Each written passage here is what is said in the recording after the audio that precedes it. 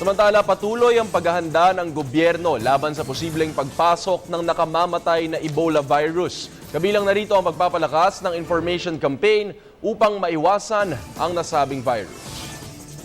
Patuloy ang sinasagawang paghahanda ng pamahalaan laban sa posibleng pagpasok sa bansa ng Ebola virus disease upang maibsan ang pangamba ng ating mga mamamayan. Ang paghahanda ay alinsunod sa itinakdang preparedness plan na binalangkas ng Kagawaran ng Kalusugan na naglalaman ng mga panuntunan hinggil sa case detection and reporting, outbreak management and response, surveillance points at entry, case management, interagency coordination, planning, and resource allocation.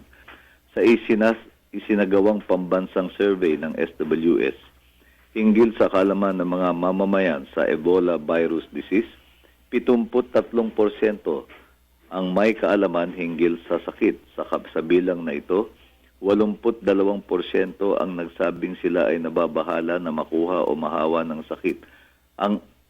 Samantalang ang nalalabing 18% ay di nababahala sa sakit. Kahit mataas ang bilang ng nagsabing may kaalaman sila hinggil sa Ebola, ang kanilang kaalaman ay bahagya o hindi kompleto. Mahalaga ang pagkakaroon ng tama at sapat na impormasyon upang magawa ang nararapat na pag-iingat at upang hindi matakot o mangamba.